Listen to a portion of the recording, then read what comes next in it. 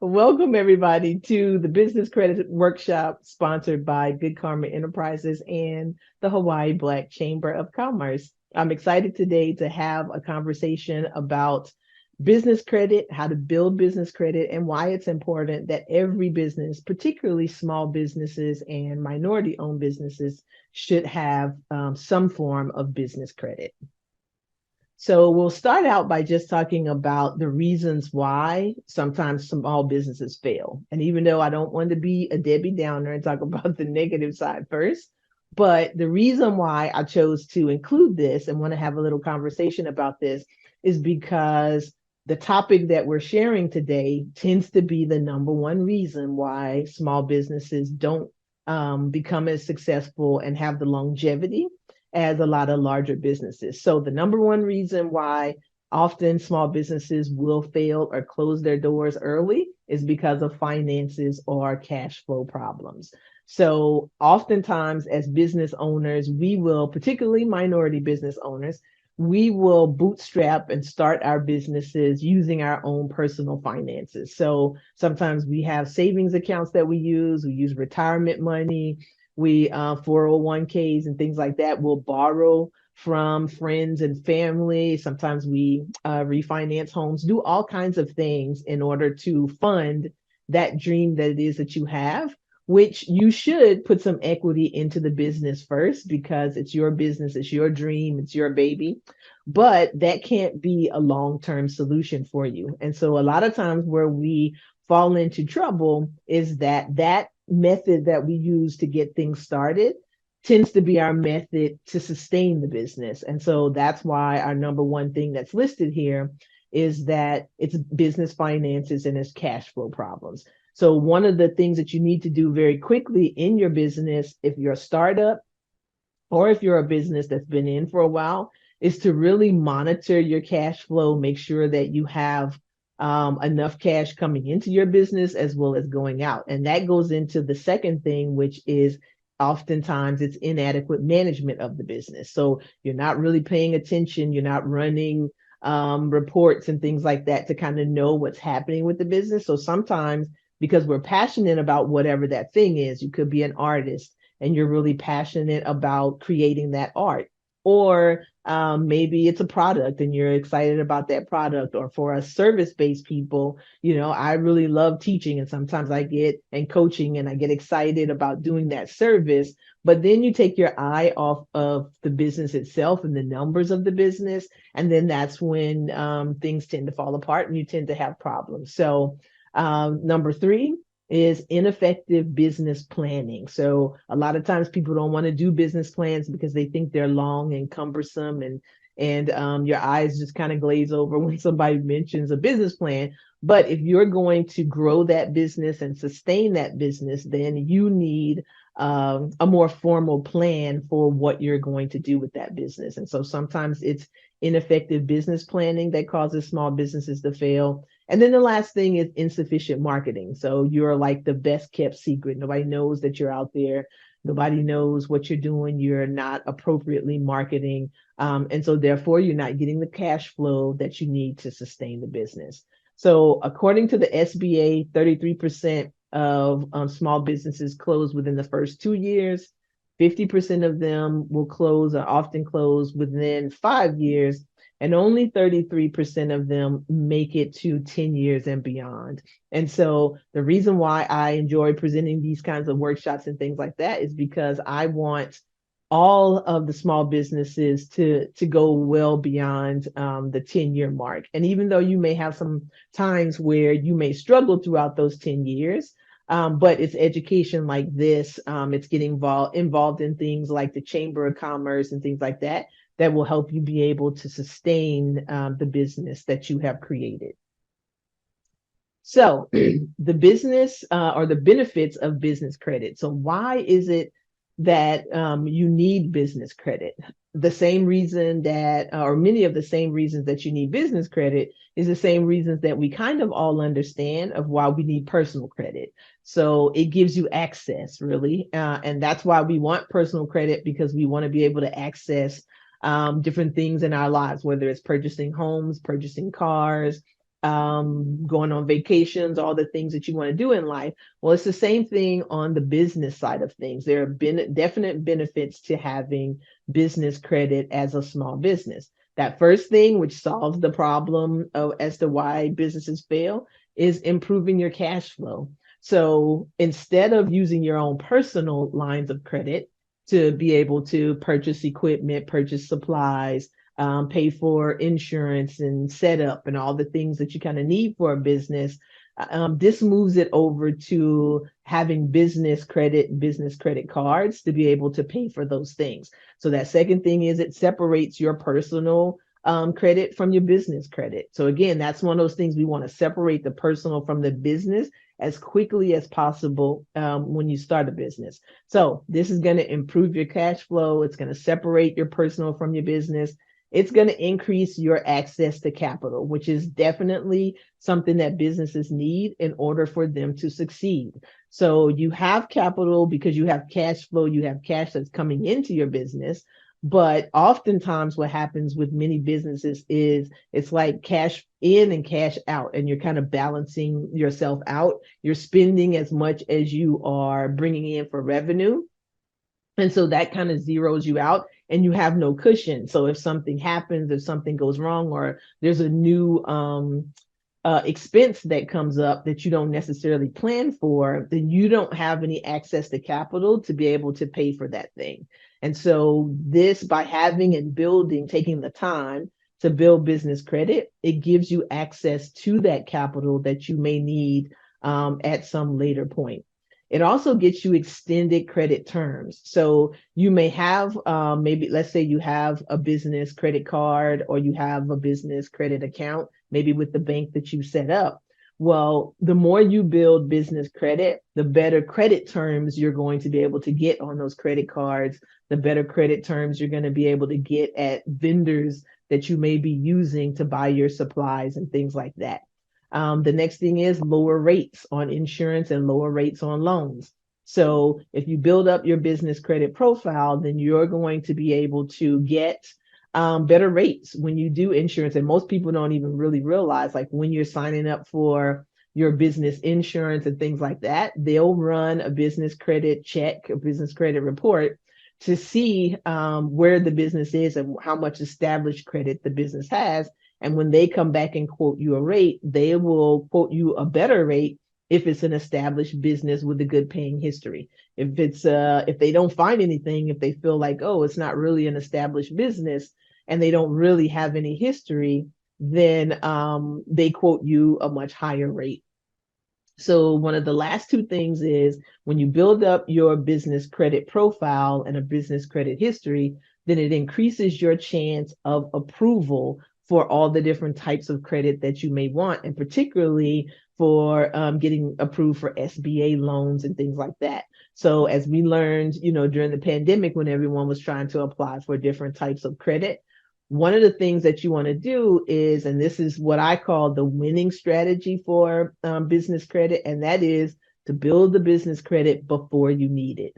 So a lot of businesses learned and actually went under during the pandemic because they didn't have a business credit profile. They hadn't spent any time building business credit. And when that cash flow stopped because people stopped buying for a short period of time, then it was like everything ceased in the business and they had no access to capital to be able to keep things going.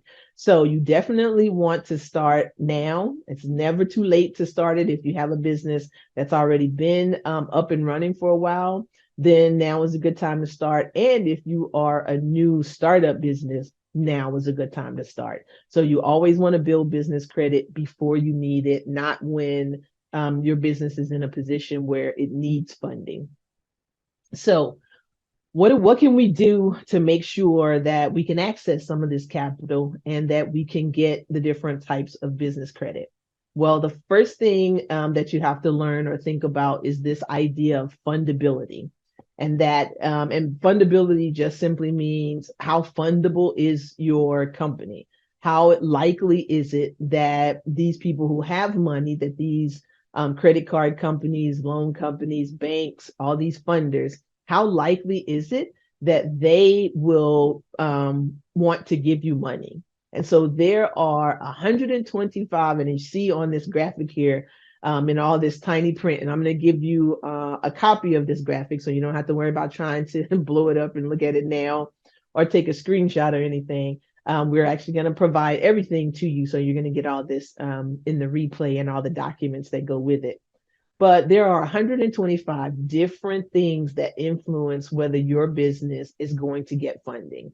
And so if you look over here on the left-hand side, you see a lot of the things in dark blue that say foundation. So there are a lot of foundational pieces that funders will go to first to look at to decide if your business is worthy of getting business credit. And so those foundational pieces, and we're going to go through each one of them today, they're everything from your business name and address, and your business phone number, just basic stuff that you set up at the beginning of your business, all the way to your website, email addresses, business licenses, bank accounts, and things like that. So I always call the foundational pieces your credibility. How credible is your business? Did you take the time in the beginning to really set up a solid foundation for your business? So then people can access it. Everything's professional. They know how to reach you, and those kinds of things. So that takes up like half of the fundability factors are all in that foundational area. Then another kind of quarter of those is in the light blue, where it says business credit reporting. And so these are the next level of things that they look for after the foundational things. They'll go to the business credit bureaus and they see, do you have a business credit profile? What's your paydex score? And those kinds of things. So they're collecting data on your business. They want to know your business credit history. Does the business have a history of paying on time? And how identifiable is the business? So when you look at this graphic, you can see that 3/4 of the process of the factors and things that they look at all come from the foundation and the business credit report. Those are the things that we have time today to actually talk about. The other two pieces are financial statements. So once the business is up and running, then they're going to want to look at the business finances and the financial statements, profit and loss statements, those kinds of things. And then they're going to, of course, the application process. So the application that you actually submit for the funding that you're going after. So with this piece for fundability, the key thing to remember is that a large part of whether you get a loan or whether you don't get a loan or whether you get that credit card or whether you don't get that credit card really rests in the foundational pieces that you set up, and then the business credit profile that you're creating by applying for getting various business types of business credit, and then making sure that you pay on time. And it's really as simple as that. It's just a process that takes some time. So that's where most people tend to fall short with building business credit. And that's why I always say, some people say, well, can I get credit? Sure, you can, but really it's a process of building business credit over time. And it's something that you always have to pay attention to, and you can never really like walk away from and forget. And I'll share, some of my stories early on of building business credit, but then thinking, oh, I have these cards and I have some loans and all that kind of stuff. And now I can go off and run my business. And I don't really have to worry about this stuff anymore because I got it. And the answer to that is no, that you still have to pay attention to those things, because when I turned my attention away from those things and really weren't monitoring and paying attention, then when I did go back to say, oh, I want to access this or use this, then some things, if you don't use them, they actually close accounts because you haven't used them. So there's not enough activity, which I had no idea.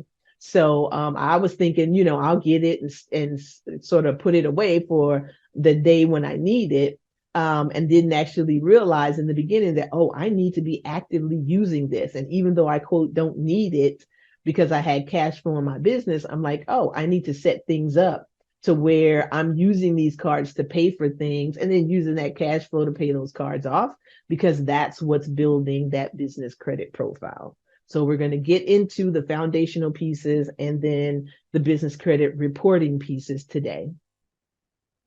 So here's the blueprint for building business credit, basically. And it really is 5 simple steps. Now, they take time, but the steps themselves are relatively easy to understand, I'll say. So, the first thing is that credibility or the foundation of your business. So, that's step one. The first thing that you're going to have to do is really build a solid foundation of credibility for your business. Once you've done that, you're ready to move to step two. Step two is that business credit profile and those business credit reports. So knowing where do businesses report business credit, how can I access my business credit profile and reports, and how can I keep an eye on them? So same way that we've learned over the years to keep an eye on our personal credit reports, you have to do the same thing with your business credit profile and business credit reports. So once you start to spend some time building that profile, making sure everything is accurate on it, then you can move to step three. Step three is getting different forms of credit, and it all starts with vendor credit, or what we call net 30 credit accounts. So you want to start with those, one, because they're the easiest to get. And so you can start applying. You probably are already doing business in some places that would offer you net 30 payments, but oftentimes we just don't even know, and they're not going to tell you up front. I mean, they would rather have your cash in hand whenever you go to Amazon and buy that thing, but Amazon actually has net 30 and net 60 payment accounts where you can get your stuff, order it, get it sent to you, and you don't have to pay for it until 30 days later, or you don't have to pay for it until 60 days later, which gives you some time and some cushion to be able to create some cash flow in your business in order to be able to pay it back. So those first accounts are typically different vendor and store type accounts that will allow you to have a 30-day cushion to pay off what it is that you purchase. So step four, after you get those kind of basic accounts, step four is the store credit cards, store credit accounts, and store credit cards. And so with those, we're still dealing with stores and vendors, but now these are some of the more popular stores. So it might be Walmart accounts or Costco or Sam's Club, Home Depot, places like that, where you can get credit cards to be able to purchase your things. And now this time, instead of only having 30 days to pay it back, you can pay it back in like smaller lumps, as opposed to having to pay it all or clear that balance at the end of 30 days.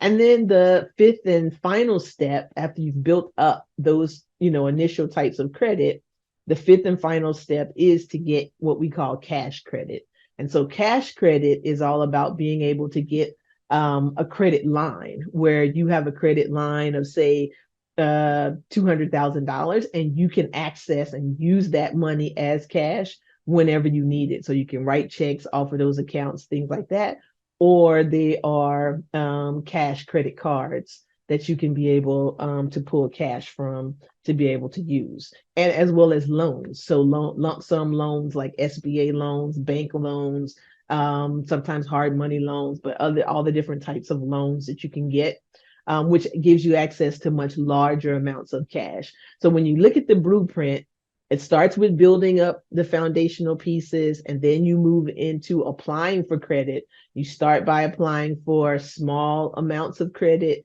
in ways that you can pay back in small periods of time. And as you grow it, you end up increasing and getting much more access to capital, and you have much, much longer period of time to be able to pay back that capital. So that's really kind of the business credit blueprint and how the business credit game works. So our first step, so we're going to talk about basically two steps. We're going to talk about the credibility side, and then we're going to talk about the credit reporting side.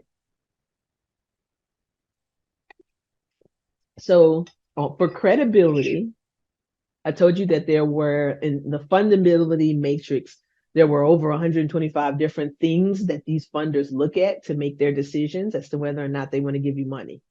Well, our first step is about credibility. How credible is your business?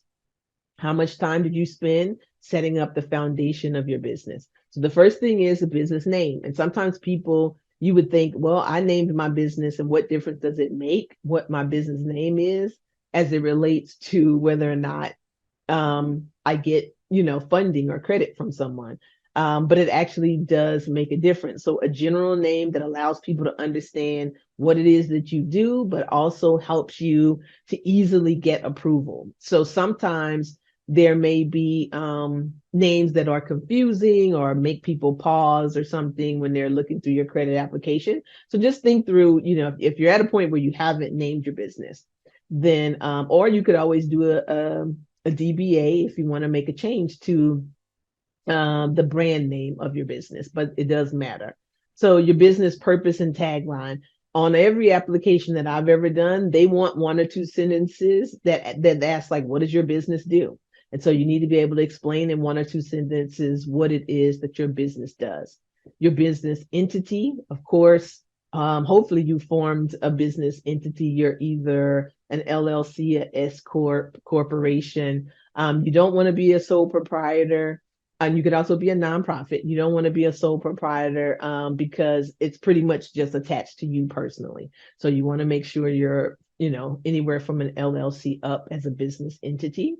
For business articles of organization or articles of incorporation. So making sure those initial business documents that you completed to set up your business, that you keep copies of those, because oftentimes you'll have to submit them. They'll ask for a copy of your articles of organization or a copy of your articles of incorporation when you submit them for certain applications for business credit.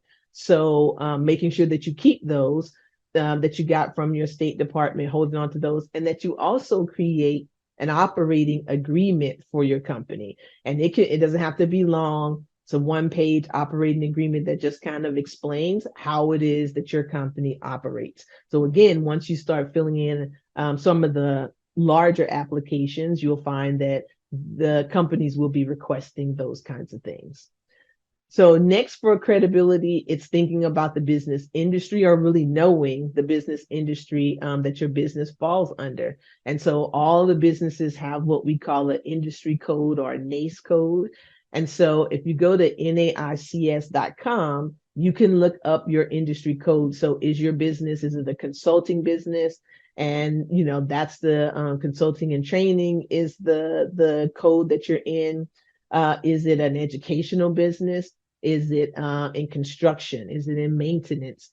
So is it in cleaning? There's lots of different NAICS codes that you can look up, but just looking up and knowing the NAICS code and making sure you choose a NAICS code for your business that is hopefully not in a high risk industry. And you can just Google high risk business industries and you'll see them. But a lot of times financial businesses tend to be high risk. And so I've experienced working with people and coaching with people getting bank accounts. And a lot of times, if they have something that's related to credit in their business name or finance in their business name, then a lot of banks, I guess, for some reason feel like this is too high risk or potential for some sort of conflict. And so you can get denied even just basic bank accounts because of your industry code. So just making sure that you're being mindful when you're choosing those things and not choosing high risk industries.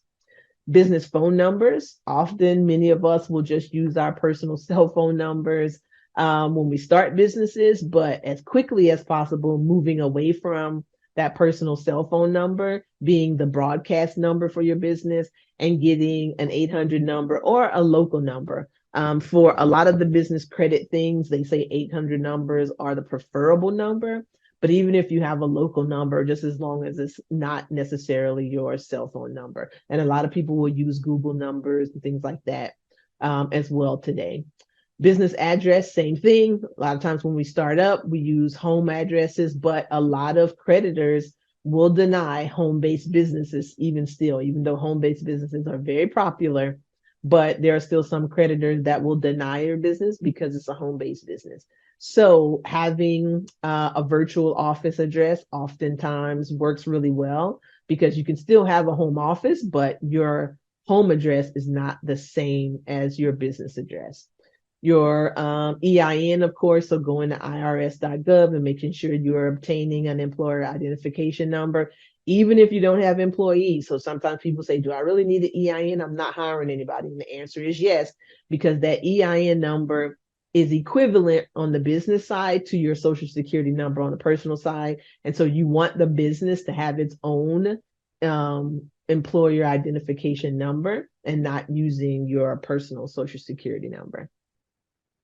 So website, making sure, a lot of times when I've applied for business credit, they've asked like, what's your website? Because they want to go and look you up. So having a web presence and a social media presence is important, because even for grants and things like that, I get asked that question all the time about, where can they find you online? So even if you're not doing a lot of business online per se, you might have a brick and mortar space or something like that. Or again, you work from a home-based business, still make sure that you have a business website, even if it's just a simple one-page website where they can go and check, because a lot of times when what they're doing is sort of cross-checking or cross-referencing what you've put on your application with what they find online. So if you say your business address is, this and this, 121 Main Street, in Kapolei, Hawaii, then when they look you up online, that's what they expect to see, because you need that congruence. So you need things to be similar across the board. So making sure that what you display on your website is what you're putting on your applications, and vice versa. Social media, same thing, making sure that you have at least one social media page that they can go and check. So a lot of people just do a Facebook business page, and that everything on there is congruent with everything else that you say. Same thing with email, making sure you have a professional looking email. I know a lot of people use Gmail. I haven't really seen or I don't feel like that's really been a holdup. Most of my emails are professional emails, but what most people don't realize is when you set up that business website, the emails come along with it for wherever you're getting your hosting from. So you don't have to pay additional to have an email address that is connected to your website domain. And then there's business bank accounts. So once you get all of these things set up, going to get your business bank account, using a local bank or a credit union is what I recommend, because this is the long game, remember. So you could go to a big national bank, but what you want to do is, as your business is doing business with them, and this is one of the mistakes I made early on in setting up my business, I didn't really think about what bank to choose. Like, I just chose a bank that was close to where I lived. And so at the time it was Wells Fargo, which is a really large bank. And so I was doing, all of my business had been doing business with them for years, and would apply had great, credit and those kinds of things personally, as well as the business. I was paying things back on time. And then every time I would go to them for a business credit card, I'm like, why do I keep getting denied? Why do I keep getting denied? And then I realized, because it's such a large bank, so their requirements are different from smaller banks and credit unions. Then once I moved things over, I left that bank, moved things over to a credit union, and I got business credit cards like that, like really easily, really quickly. And I was like, all these years I've been with this bank and they would never give me credit cards. Move over to this bank, and within like 30 days, 60 days of being a member of that credit union, I was able to get business credit cards. So think small in the beginning, think local, because you want to develop a relationship with the people in that bank, with the bankers, so you can go in and actually talk to bankers, build a relationship, because that's going to help you in the long run when you get to a point where you want to start looking at loans and things like that and lines of credit. Business 411 listing, most people don't think about this, but making sure that your business is listed with 411, because again, they're going through quick processes at banks and places to look you up to see how credible you are. And so when they go to 411 and look you up, you want them to be able to find you very easily. So you can do that at listyourself.com. See if you're listed. If you're not listed, then you can make sure you get your business listed. Business online directory. So once again, to help creditors find you, verify your business online, make it easy, don't make them do a lot of work, then make sure your business is listed on Google first, on Yelp, Bing, and other places, because when they do that quick search, they'll be able to find you and verify your information. And then business licenses, if you're qualified or if you are required in your state to have a local or state business license for what you do, then make sure you require them because there have been many times when I've been doing applications and stuff. And again, they will ask you, do you have a business license for that particular state for whatever it is that you do? So those are all the steps for step one. So that all of that stuff took you through the first step in making sure that you have a solid foundation for your business and that you set things up really well for you to be credible. So at the end of this workshop, what I'm going to do is give you a credibility checklist. And so I suggest, and one of your assignments at the end is going to be to go through and check off each one of these things and make sure, Google yourself, Google your business, and see what comes up and see what information comes up. Sometimes you'll see when you Google your business that different addresses come up and you may think, oh, I don't even have that address anymore because that's the one that you had at the State Department when you first opened it. But if you never went back and corrected that at the State Department, that's the address that's going to show up. Well, one of the things that will keep you from getting funding is if there's like conflicting addresses. And again, this has happened to me. That's why I speak from experience, that at the State Department, I never changed it because I didn't think about it. I had a new address I was using and had been using for years, and they kept saying it was conflicting addresses. And when I went back and looked, I was like, oh, they're looking at the State Department, and that's not the address I use anymore. So those foundational pieces and keeping everything up to date is critically important in that first step of building business credit. So now for the second step, once we move to step two, after we've gone through the checklist and made sure everything is cleaned up on that side, then we're going to your credit profile and your credit reports. So this is where you're looking at the information, all the things that you set up.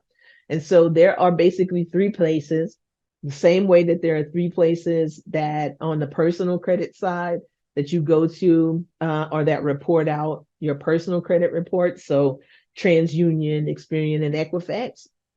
You have three on the business side.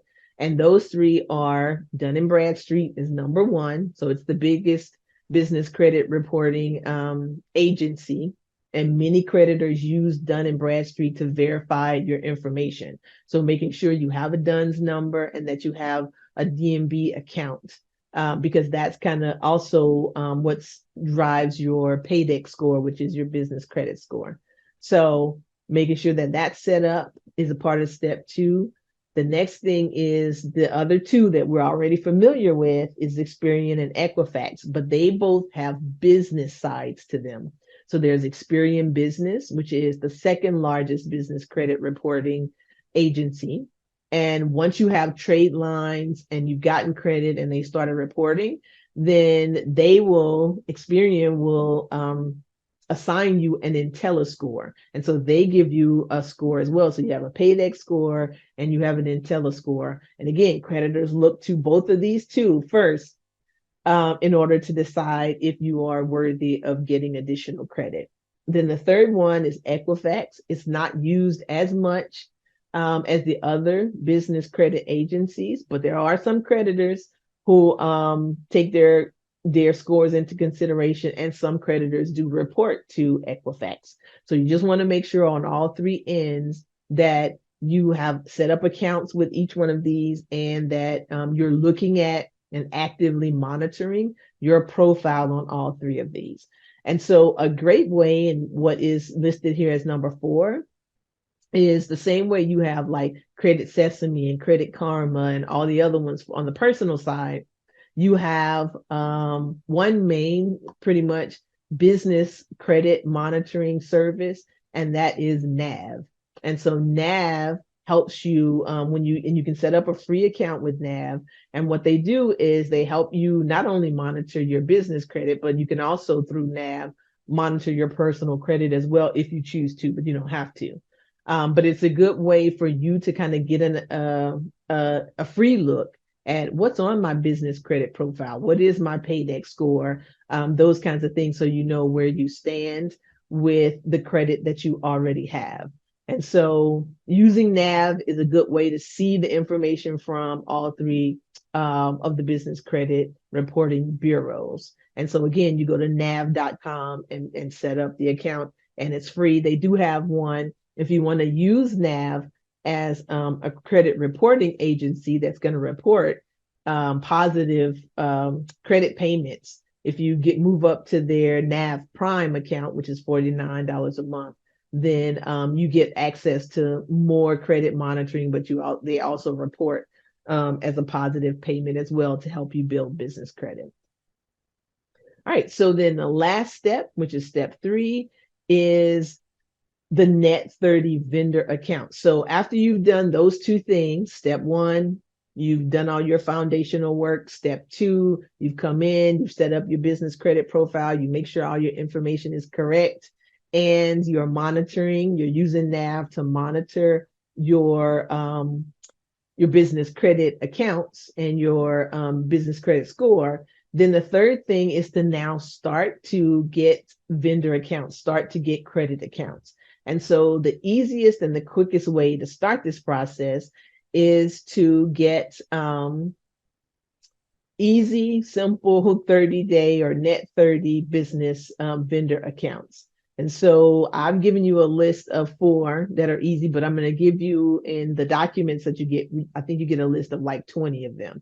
So you have a lot more to choose from, but we're just going to talk about briefly these 4 because they are, fairly simple to get. But most of the Net 30 vendor accounts will be things for like office supplies, which most of us use from time to time. And most of us typically, when you get office supplies, you go to places like Walmart, and because it's cheaper, and that's where you go to get office supplies and things like that. But you might want to reconsider going to some place like Coast to Coast Office Supply or number 3 over here, Uline, to get some of those things because you want to build that relationship. And that's what it's about. So you may say, well, I could save, $1 or $2 over at Walmart instead of getting this from Coast to Coast, but you're trying to build a long-term relationship with Coast to Coast so that they're going to give you, help you build your business credit. Walmart necessarily isn't going to do that. So to start using Net 30 terms, most of these accounts, you just Google Coast to Coast Office Supply. If you go down to the bottom, most of them have information in the bottom footer of their website about applying for credit and things like that. With Coast to Coast, once you go through and you decide on a few items that you might want to purchase, then when you get ready to check out, there'll be a button there that says bill me or bill my Net 30 account. And then you make sure you click that and they're going to send you an invoice. So basically you don't have to pay for the items right away. They send you an invoice to the registered email and then you pay them within that 30-day period. So making sure that you pay before the 30 days is up. Same thing with SupplyWorks, which is a division of Home Depot, where you can go through and get a Net 30 account from them, and they do shipping and things like that. So the only caveat, and for all of these, they're all a little different from each other. So the minimum order amount for SupplyWorks tends to be around $150. So if not, then they charge you like a $9.95 handling fee. So just know that when you do the application for SupplyWorks. And so for SupplyWorks, there is an application. So you can't just order and then they invoice you. You have to actually get approved first before you do the order. Same thing with Uline. If you go to their website, they have a space where you can apply for Net 30 billing. And you can get lots of packaging, office supplies, janitorial products, and those kinds of things. And then again, not have to pay. So for some of these, what I always tell people is only apply for the accounts for these things that you're actually going to use. So if you have, say, a food truck and you use a lot of janitorial supplies, or maybe you do, you have a product-based company and you buy a lot of bags for shipping and things like that, then definitely get a Uline account because then you can pay for that stuff later. You can get your 150 bags, 200 bags that you're going to use to ship out your product. And then you don't have to pay for that up front. You get your orders in and you pay for that 30 days later. And then I already mentioned NAV and the fact that with NAV, you can use it as a credit. It's a credit monitoring service, but you can actually use NAV as a way to report to all 3 of the credit bureaus, because if you have the paid version of the NAV account, then they will actually report out for you to those three credit bureaus to make sure that they're helping to build your business credit. All right, so we have talked a lot about a lot of things. And if you have any questions, then if you're here live, you can put it in the chat.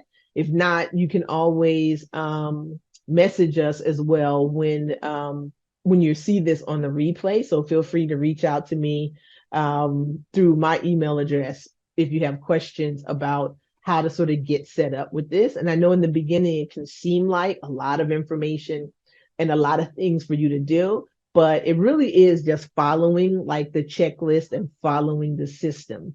And so I'm giving you 2 assignments here at the end of this workshop that I really hope that you take to heart and do to start building, and know that, you don't build this overnight in just a matter of a few days, but it's going to take months and it's going to take a couple years even. But if you get started now, you'll look back, a year from now, and you'll realize how much more credit you have than what you had, the year before. So the first business building assignment that I'm going to give you is to work on your credibility checklist, completing one item at a time. So you heard me say this throughout this workshop several times. Keep it simple. Don't overwhelm yourself. If you're just starting out, then make your decisions now more intentionally and purposefully about your business name, registration, and all that kind of stuff. And if you're already established, look at what pieces are missing. What things have you said, oh, I didn't realize I needed to do that. Or maybe I started that process, but I didn't really finish it. And so now you want to go back and finish it. So look at that checklist, clean it up, because that's going to help you in a number of ways. Then the second business building assignment is going to be sign up for that free NAV credit monitoring report so that you can start to see what your credit report looks like for your business, and who's reporting, who's not, that kind of thing. So, and then in addition to that, on the second one, go look up some companies and vendors that you already use to see if they offer net 30 accounts. So if you've been spending your money in different places, then go and ask them the next time you place an order on somebody's website, look at that bottom footer or search on their site to see if they offer net 30 accounts. Because again, if you're already spending money with them, then it makes sense for you to build credit by spending your money with them. So whoever you're doing business with, go find out if they have a net 30 account. Do they offer any type of business credit accounts? And see what the requirements are for those accounts. So don't just go off randomly sort of applying, because you don't want to get a bunch of denials because you don't have your stuff together. But find out what their requirements are, and they'll be more than happy to tell you what their requirements are for being able to gain business credit with them. So make a list of places. And like I said, I'm going to give you a list as well of about 20 different places that you can apply for to get yourself started with business credit. So that I'm going to open it up for questions. So I see something in the chat. Hold on, let me look. All right. So D is saying thanks for the information. And hold on, I'm actually going to come off of screen sharing. So I'm going to stop sharing so I can see the whole chat.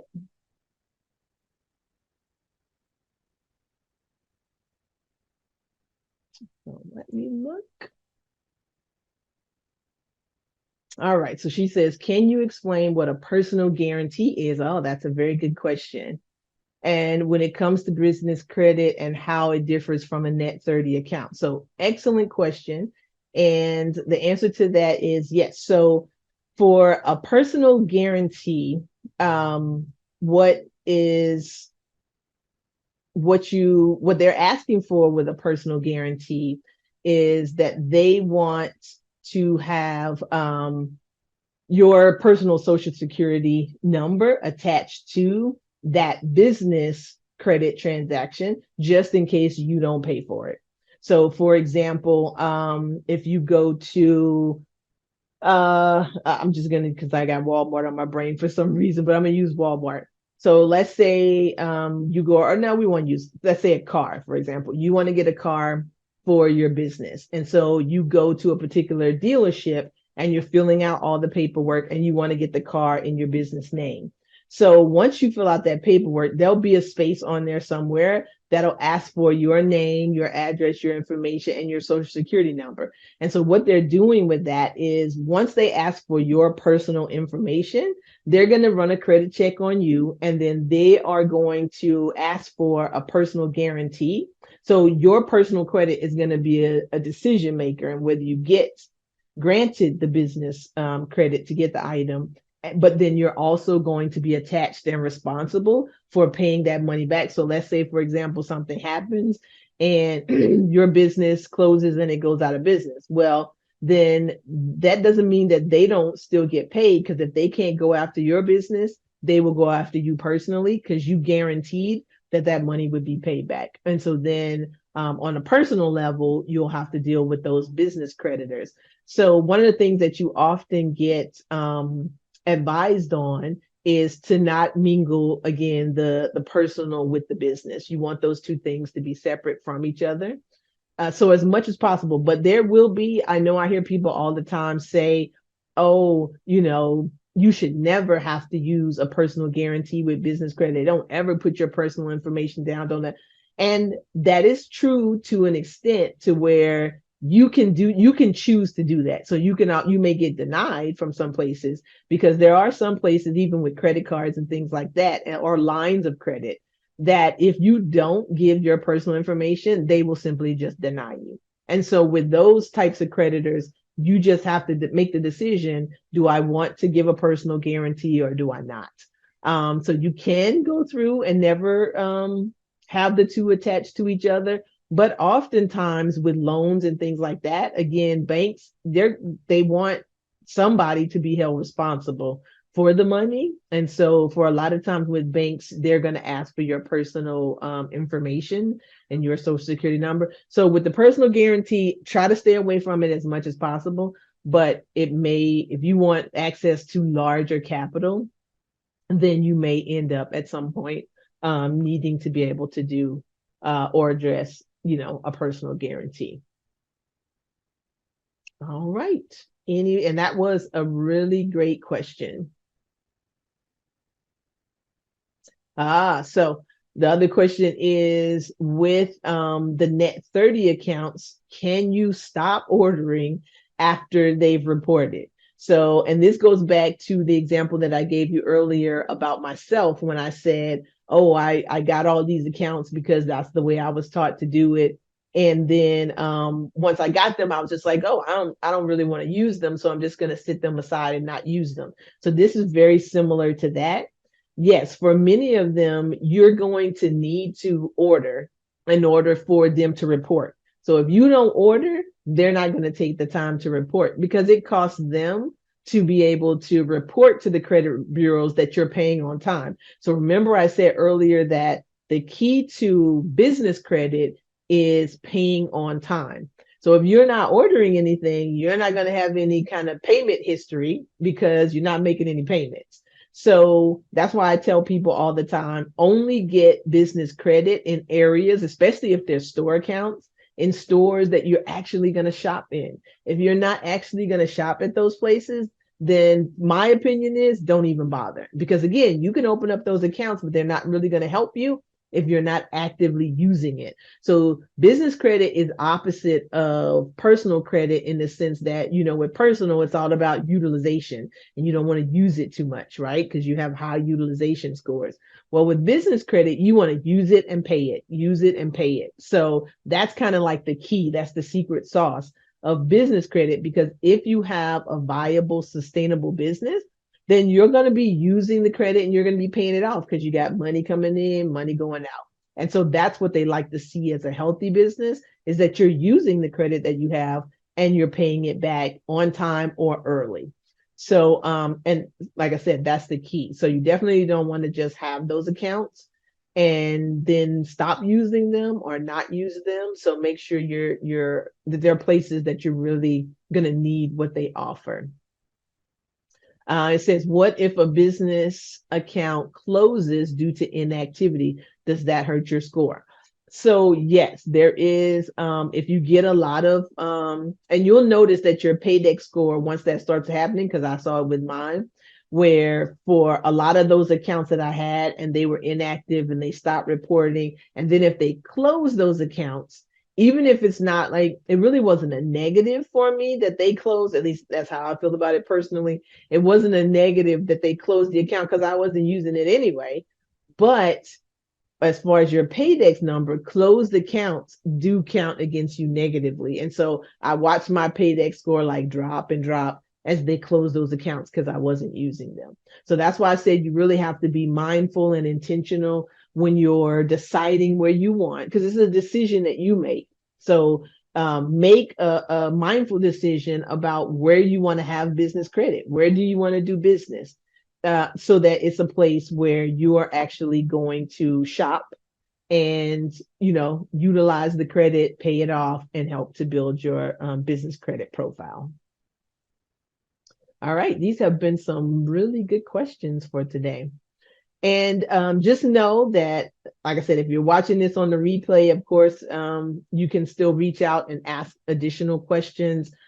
Inside of the student portal, there is a place for this course because it'll be put up as a course after this. Inside that student portal, there's a place where you can message me and ask questions and get more resources.